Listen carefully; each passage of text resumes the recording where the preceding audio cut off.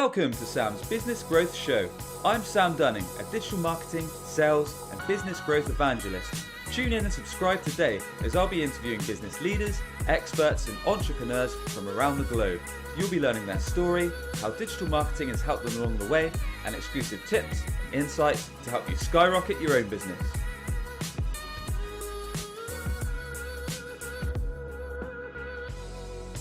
And welcome back to a fresh episode of Sam's Business Growth Show. Looking forward to speaking to Ollie Whitfield today. Ollie is a product manager for VanillaSoft, the industry's most successful sales engagement platform.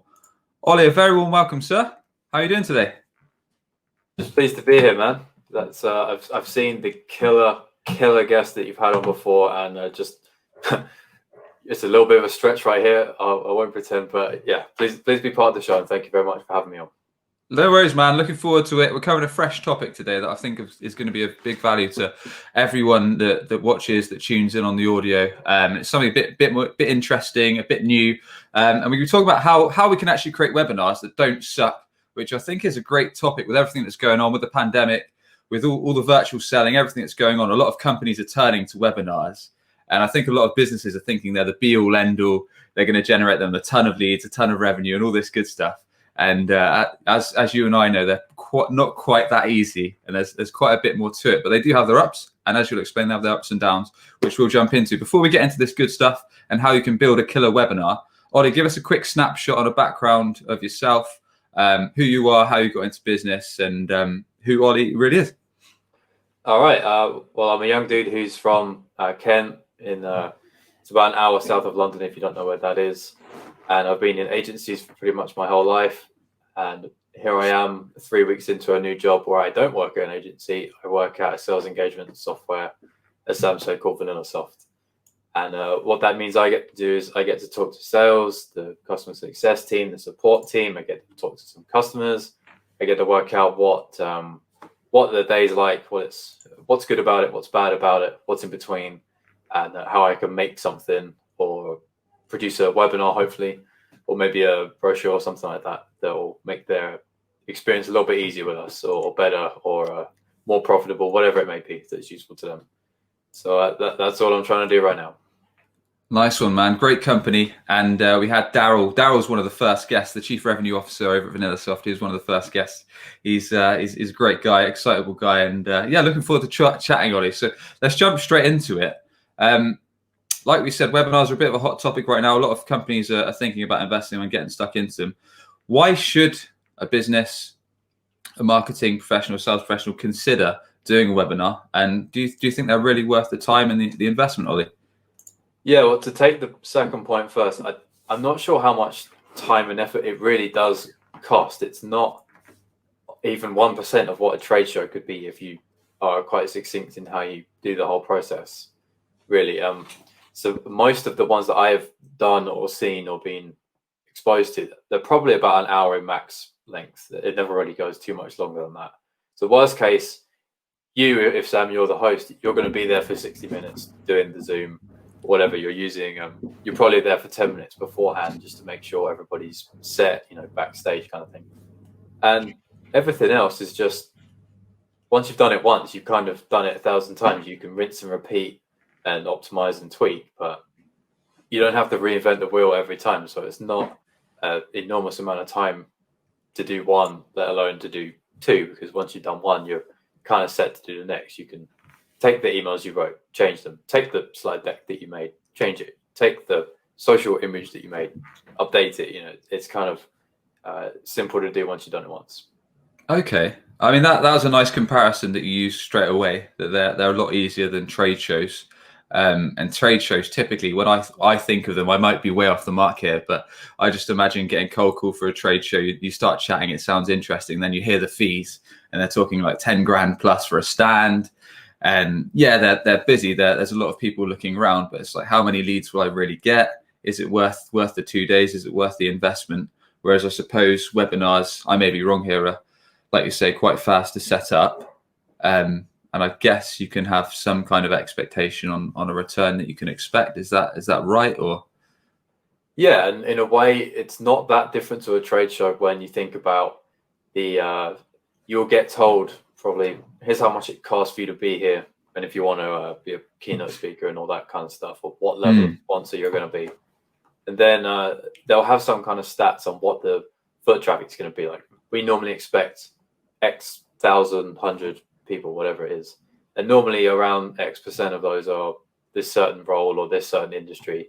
They're never known for sure because it doesn't happen until the time, which is exactly the case with a webinar as well. But with a webinar, you're not there with 4 other people who have got to stay in a hotel. And you're not there having to go and have some lunch as well in the company card. And the problem with a trade show, as you kind of just said there, once it's done, it's sort of gone. And you can call the leads that you get or the people you scan, whatever happens there. And it's kind of a pressure to say, well, you spent this money, got to make the most of it now because it's an expense. Yeah, that's a good way, point. the webinar is like quite easy to keep doing, and it's never really dead if you do it the right way. It's never really gone. You can always reuse it, and more people will hopefully come into it.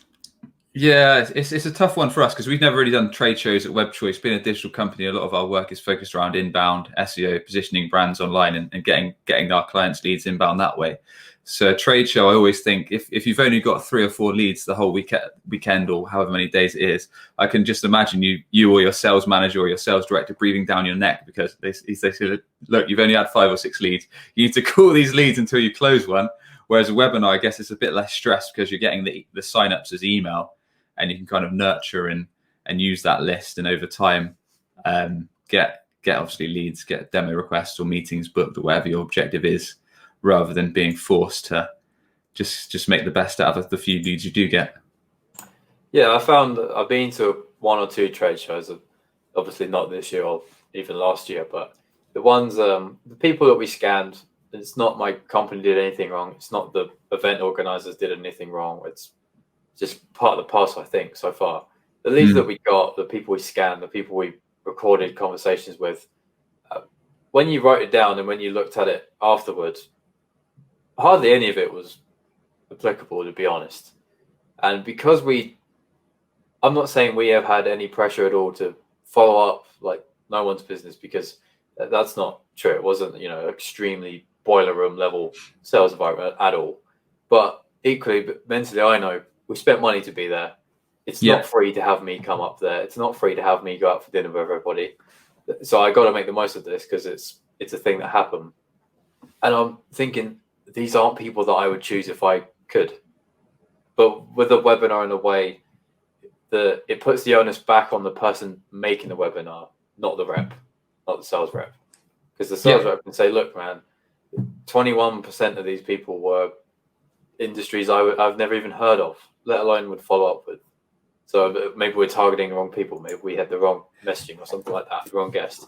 You can fine tune that to make it more and more and more appropriate, which is kind of where webinars get. I think that's where we've seen a lot more of them of recent.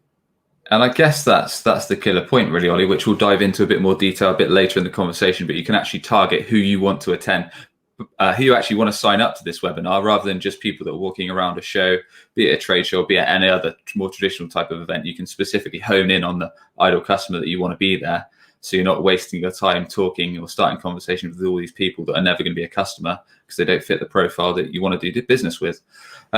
Makes sense. All right, let's jump into it. How what's the process? What are the steps that we should take if we're considering doing a webinar? And if we're starting from scratch, we're not sure of the tools or the software or any of the equipment that we need. Perhaps you could give us a quick run through, Ollie, of how we can make one happen. Do you want to go into the tech side first or the concept side of it first?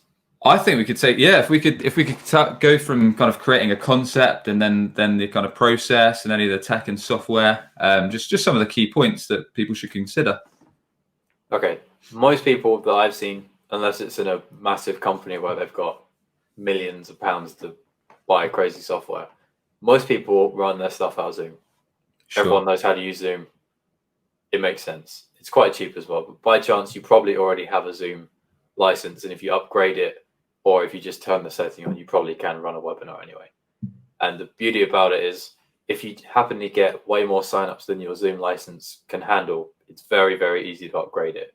You don't even have to call them. You just go into your Zoom profile and you can tick, I want for 3 weeks an allowance of X amount more than what my current says. I think at default it says 100 people, which means 100 people live inside of your Zoom room.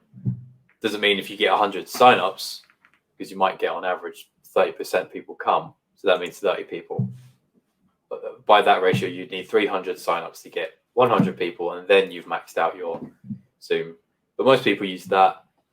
Depending on how big a company you are, you may have a landing page building software or HubSpot, something like that. Lead pages, Unbounce.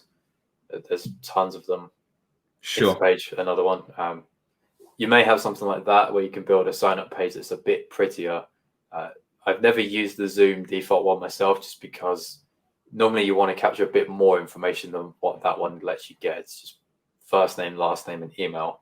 So most people try to build their own landing page and showcase the guest a bit more, showcase why you should sign up, why you, what things you're going to benefit from, or what things you're going to learn and take away from the webinar, instead of just saying. Yeah, I guess it's kind of building a hook, right?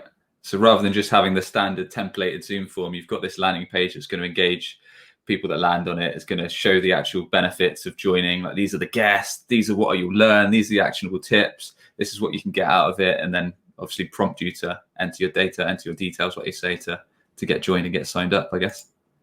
Yeah, and that's kind of the best bit about having a landing page, is you could have a thing there on your form that would capture the company name or something like that, which the Zoom default won't.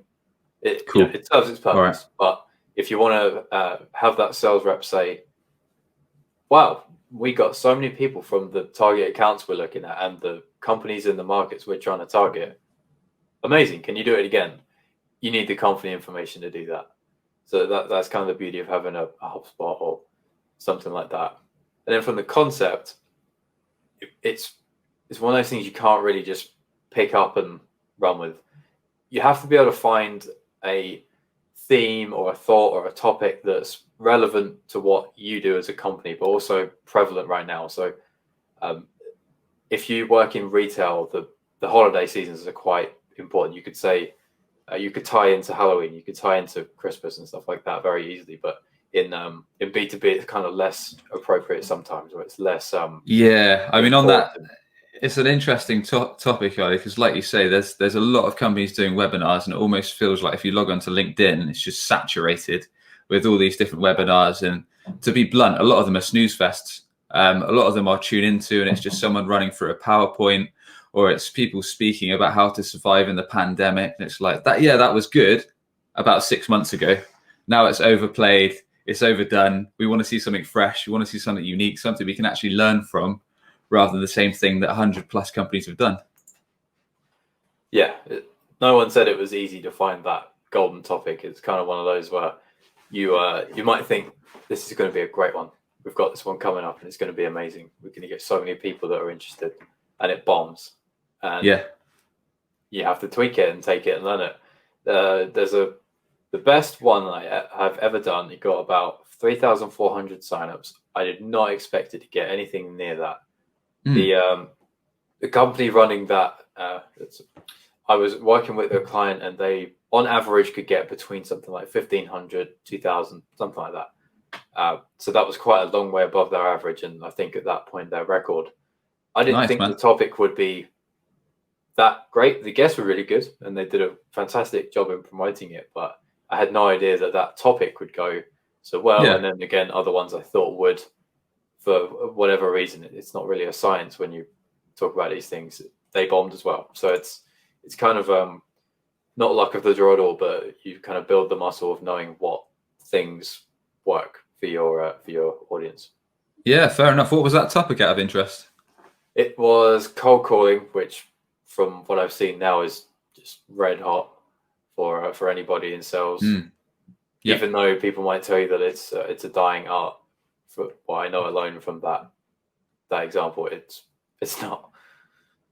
Yeah, fair enough. I guess is it about, I mean, how did you think of that specific topic? Was it just a case of you're researching what people in the industry were talking a lot about, and you thought you'd give that a go, or was it just a trial and error kind of thing, like you said? That was a major team effort to work that out, but what the team process was, in essence, was work out what does the company do and what things can they contribute to the people they're trying to talk to. Not what do they do, what can they contribute in terms of the knowledge that they have and their special talents and skills that they particularly have. And that's very much in how they teach the most cutting edge prospecting tactics for that specific company. And so to drill down into what topics can you do as a subset of prospecting tactics, you're going into the medium. So it'd be email, or it'd be video, or it'd be LinkedIn, or cold calls, or direct mail, or other things like that. So we're going to cover all of the bases one by one, and cold calling by 1 million miles was the hottest one. Okay, so in that case, so if we relate it to other industries, is it about kind of not, like you say, not directly focus on the product or the service that your company provides, but thinking about an actionable solution or actionable tips or ways that you can help your ideal customers? So essentially, perhaps what customers ask you the most about, or the biggest type of inquiry you get, and then gearing something that's like you say, actionable, that's currently a hot topic in the market, and then getting people on that can really share, almost giving away too much value, as much as possible, that's going to make this hour-long webinar, however long it is, as useful, as informative as possible, rather than just someone going through a slide deck where they can have like a live conversation and just give away as much good stuff, as many tips and all that stuff as possible. Is that what the key to it is, or is there a bit more to it than that? Yeah, you're totally right. And what the next level of it is picking the right guest or guests that can help you with that. And that is probably the single biggest differentiator between from what I've seen, an average registration number that you might get versus a phenomenal versus a bad. Okay. Nothing is bad. The first one that VanillaSoft did, I think somebody on the team said we got 8 leads. It doesn't mean anything. Whereas on average, we might get hundreds or a couple thousand or whatever it may be. So everyone has differing numbers, but the guest is probably the biggest way to go from A to B with that. And especially, like you said, if your topic is how to sell in a pandemic, there's 20,000 webinars about that. If your guest is probably the best one, you've got a slightly better chance at least. Yeah, fair enough. So how should companies go about choosing the right guests? So say they've nailed down a topic of discussion, they've got their setup ready, they've got their software all ready to rock and roll, and now they're thinking, who should I get in? What are some of the things that they should consider before approaching people, either inside or outside of their organization, to be a part of it? I'm dealing with this again myself right now, so it's this is an ongoing puzzle that keeps moving. So it's not as simple as it seems. It's not go and get that great author who is in our industry, because they'll bring loads of people. They might, but then they may not. It's never quite as simple as what it seems. On a basic level, if you're going to go for a leader who's well known and respected, who's active in speaking on podcasts and stuff like that in their world, that's always quite a safe bet, to be honest. If you want to go for a more tactical, very targeted approach, then you can be a little bit more specific. And let's say, to make an example of that, in the sales world, there's a lot of sales leaders who talk on all the same podcasts and stuff like that. There's probably 150, 200. Any one of them would probably do a decent job. If you want to get a SDR manager, it's kind of a nuanced position. Not too many of the figurehead people have that role, but there's a lot of people who have that role. Finding a good one of them will pull in a nice little crowd. It won't pull in mass numbers, but you probably get more people who have the right roles if that's the one you want.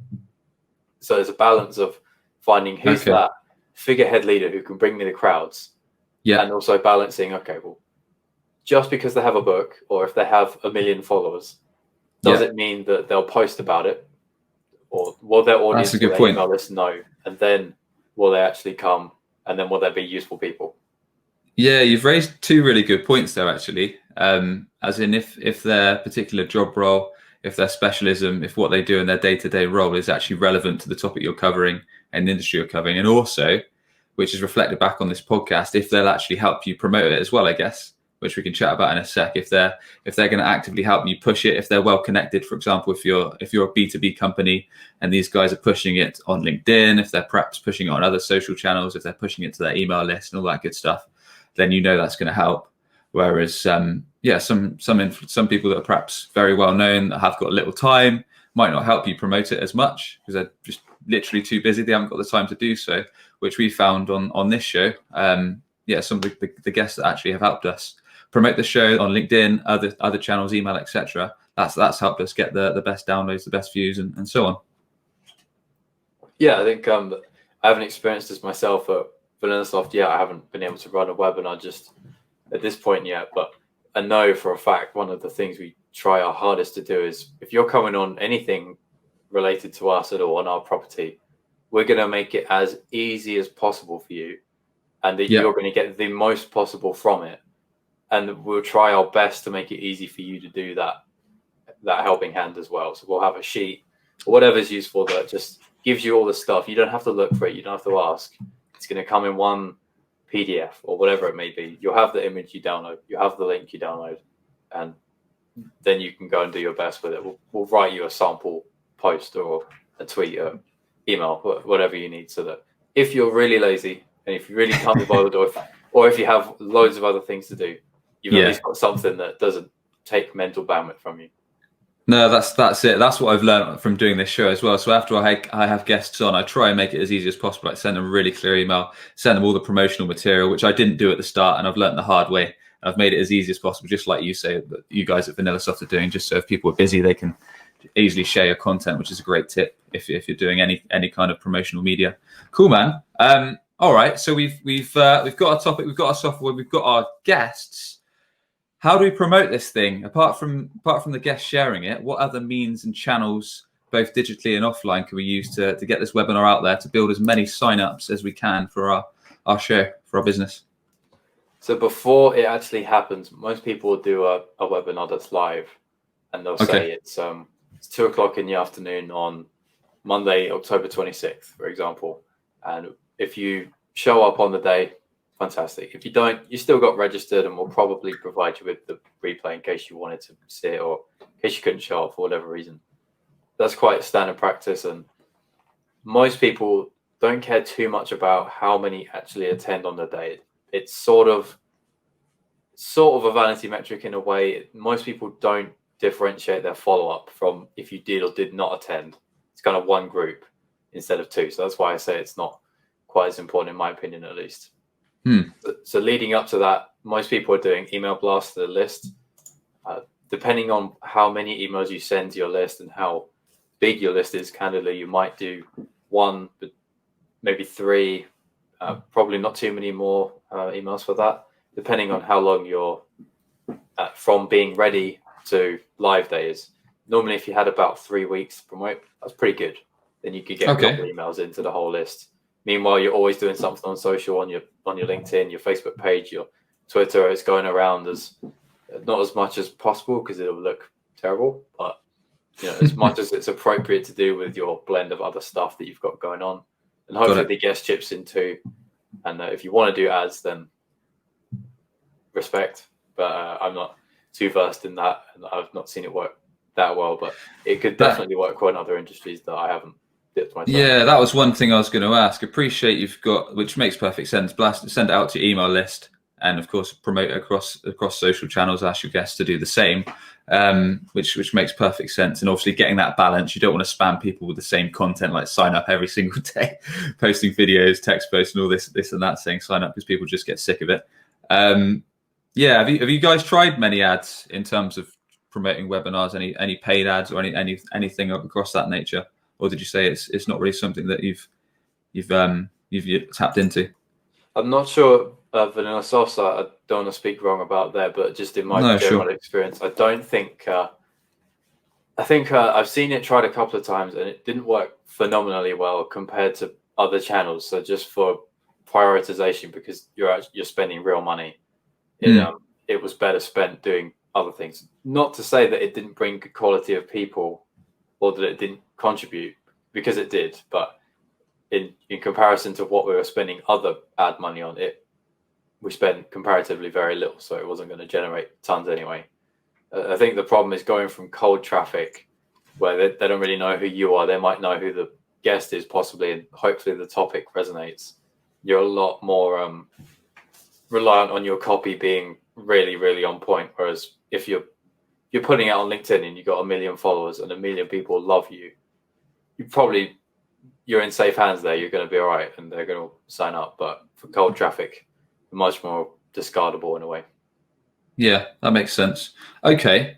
All right, and it's an interesting point, like you said, it's not necessarily the be all end all of everyone attending live, because if you're recording that webinar and you've still got it on your website, or you've still got a landing page set up where people can download it after, then you're still, I guess it's there on the internet. People are still signing up. People are still getting downloads. So you're still getting leads. You're still getting emails for your list and leads that your team can follow up on, right? Absolutely, yeah. And that's one of the best things about having a landing page provider or a HubSpot or something like that. Once you've got the event done, as it were, if it's live, would say it's 3 o'clock on the 26th of October now instead of 2 o'clock when we're live. You can change the page so that it sends them, once they've filled out the form and they have passed over their information to you, that they're going to go straight to YouTube or Vimeo or wherever you choose to put the recording. And you still captured them, but they still get to see it. It's not going to just sit inside of Zoom somewhere and never go anywhere. Yeah. Meanwhile, hopefully you're doing something like adding those people to an active list of people that registered for it throughout the period of time that you've been promoted up to date. And hopefully as well, you're able to see that list, and when a new person comes to it, and you're able to review that lead, and you're able to review if it needs to go to a salesperson or if it needs to be nurtured or whatever your follow-up is. But primarily to just start making anything out of a webinar. It's kind of a shame to put this time into something and let it sit there and die. Hopefully you don't, but if you can make some clips out of it, if something that Sam just said there was phenomenal, you best bet that having that clip as a little teaser that you can put out on your email list or you can put out on your social profiles is a really good thing to say. Thanks, Sam, for coming on. This was great. I love this thing that you said here about ABC. If you want to catch the replay, here is the link to sign up to it. Yeah, no, that makes sense. Repurposing the content into different clips rather than just having your one static clip and leaving it at that. Just getting your best bang for your buck. Because I know you guys do a lot of repurposing with content. I was in a sales webinar with a bunch of sales leaders about, 6 months or so ago. And I know that you repurposed it into like a ebook, into a blog, into a load of promotional clips, as well as the webinar itself. So there's so much that you can get out of it once you've got it produced. So that's cool, man. And as well as getting the end, getting the watchers, getting the sign up, building your lead list, building your email list, what other angles are there, Ollie, on ways to make money, to make revenue, to generate leads from a podcast? In terms of like sponsors and things like that. Yeah, sorry, for a webinar, yeah. No worries. The sponsorship thing is quite popular right now. It seems the done thing to become a media company, which makes a lot of sense. We've seen some big companies take that angle and do it well. So that's definitely one way. I know from experience it comes with some restrictions on what you can and can't do, but nothing too crazy. It's kind of how you make your bed determines how you lie in it, which is a great thing about that. Most companies won't be doing that. They'll be just doing it for their own lead gen, for their own sales team to try and generate some new ops. Really depends on the follow-up. And I would say that the times I've seen follow-up go better and the results become better is when it's not thrown at sales to say, okay, go follow up with these people, please. As maximum awareness as you can give a sales team or a salesperson, always the better. That's kind of a no-brainer. As much as they know X number of leads might come to them on a certain date, then they'll be prepared for that, and they'll be able to think about what they'd like to say instead of knowing that I meant to call these people in a certain time period and holy crap, I've got to go and do it right now. And then they can also be prepared with some other content that maybe you've been able to help them create or pull out. Maybe they're able to send a quick voicemail and an email to the people that meet their ICP that signed up for it. And they can say, I don't know if you found this bit interesting, or I don't know if you were able to attend at all, but this bit that Sam said was amazing, and I'm going to apply that myself. What do you think? And that's the conversation starter. Much as you can help great. sort of lay that foundation to help, rather than just say, hey man, have at it, have a good time, let me know how it goes. That's kind of what I've seen work best. That's a really good tip. So you're talking about actually starting conversations with people that signed up to the webinar. So acknowledging they might not have watched all of it, they might not even watch the whole thing at all. So just starting the conversation like, I enjoyed this part, or I can see that your, let's say the podcast was on how to manage your marketing effectively. I can see that you're a marketing director over at X. What were your thoughts when we talked about this subject, or what your thoughts on handling this topic? So you're not just saying, did you watch it? You're specifically picking out a point, starting a conversation, rather than just doing the generic kind of follow-up sequence. Yeah, you may have 3 or 4 clips that were particularly great from it, and you may have a point about the structure of a team for whatever the topic was, and then you may send that bit to the ops people that signed up, versus the thing about demand generation or whatever it was. You would send that to the marketers' titles that signed up and stuff like that. There'll be ways to segment it just to make sure it's not. There's a sort of a one way of doing it is this bit was an absolute fire mic drop gold nugget type thing, which can work for everybody. But if just in that email, the 1% of me says if you can tie it back to their daily life even one more time than you already have from that webinar and that amazing bit that you've told them is cool, tying it back to them one more time is just that little bit extra good. Yeah, that's a nice idea, because I was going to ask you actually, should we, once we've got our list, once we've got all these people that have signed up, that have tuned into the webinar, they might have just gone to our list. You've already talked about a personalized approach just then, distributing it to the relevant salespeople, or do we put them through a sequence, just put them through a standard bunch of automated emails, or should we actually manually go through each lead and try and personalize it, try and send them some more content we think that's going to be useful, and try and start meaningful conversations with them? I guess it's a numbers game. It depends on how many you get, how much time you've got, how big your company is. Yeah, and really, just as you said, it's about the resources that you have and what you're trying to get. Because if you're quite a transactional company and you sell a lower value product and you're trying to achieve volume, then maybe you don't want to spend too long and try to do complicated lead scoring and stuff like that to segment down the perfect X number of people from it.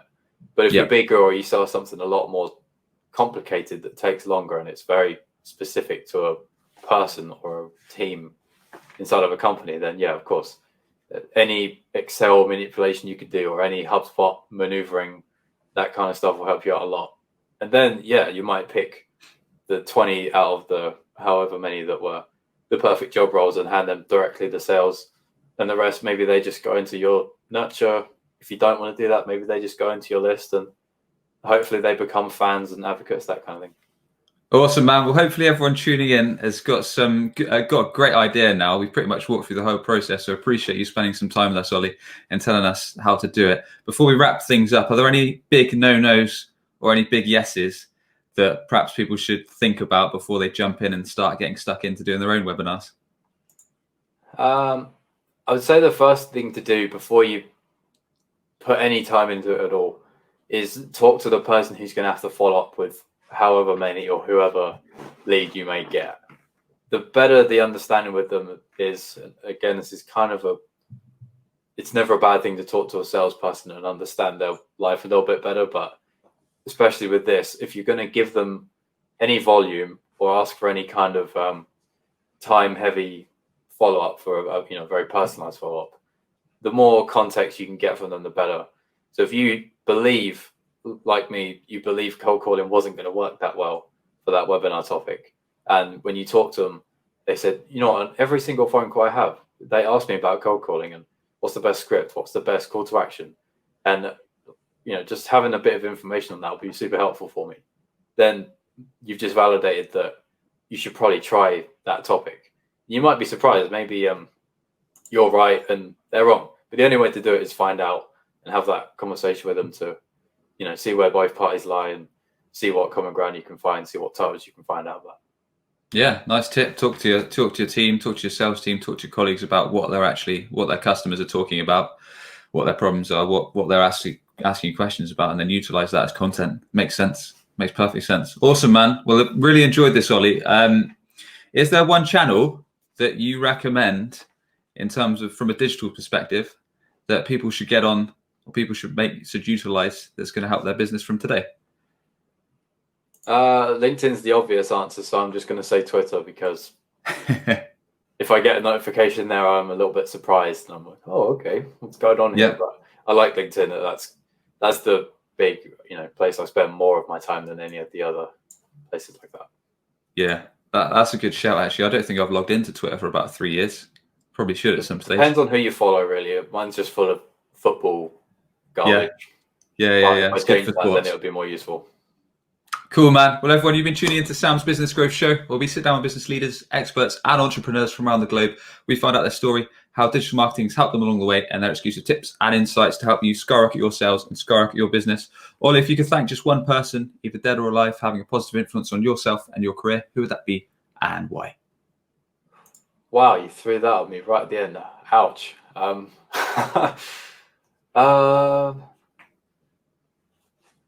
Sam, that's a really hard question, man. Jeez. Put you on the spot. Yeah, you have. I'll go with parents. This is super cliche, but both of them have been able to just listen to me vent or whatever it is and tell me, shut up and just calm down for a minute, or that's really good. Well done. They've been able to be quite a grounding and a good sounding board and a good, they've kept things in check. So that's a really lame answer. And the first one I thought was Stephen Gerrard. I've never met him, so I don't know why I thought of that. But do you support Liverpool? Yeah. Oh, good lad. Didn't know that. I'm a lifelong fan, but I'm nowhere near Liverpool at all. But it's a family thing. Good man. Good to have a fellow Liverpool supporter on the show. I think it was only Scott Leese that was the last Liverpool supporter, so nice to have another one. Yeah, cool, man. Good red. Ollie, tell us a bit more about how people can learn from you, how people can connect with you, anything you'd like to promote, and the best way for people to get in touch with your good self. I'm always on LinkedIn, so that's never a bad way to get introduced. And there's not many people with my name, luckily for me. So if you type in Ollie Whitfield, you'll probably find me somewhere near the top. And I have a funky, weird, vain Instagram picture. That's my profile picture that you might find. Apart from that, I'm always down to have a conversation. I'm always trying to work out what people are up to, and more importantly, why. That kind of gets my brain going. So anytime you've got a podcast going on or a webinar, something like that, and if you're thinking about who's perfect guest or what's the perfect title and who you're trying to get attracted to it, those DM conversations are really exciting to me. So say hello if you're interested. Ollie, thanks so much for coming on, man. Really appreciate it. Appreciate you having me on, Sam. This has been a real pleasure. Thanks very much, dude. Cheers, dude. And if you enjoyed the show, be sure to search Sam's Business Growth Show. Hit subscribe on your podcast channel of choice, be it Spotify, YouTube, Stitcher, or wherever the heck you get your podcast. We interview business leaders each and every week to get their actionable tips on increasing your sales, growing your business, and making best use of digital marketing. Otherwise, thanks very much for tuning in. Are you tired of constantly hunting for new customers? You could be missing out on regular inbound opportunities, all because your website isn't on the first page of Google. Perhaps you're already spending lots of money on advertising, but your website is failing to convert all of your hard-earned visitors into a consistent flow of new customers. If you'd like to learn more about our unusual approach that brings idle clients straight to you, connect with Sam Dunning on LinkedIn or book a free 20-minute consultation via webchoiceuk.com. That's webchoiceuk.com. Subscribe today for more digital marketing, sales, and business growth tips from the experts.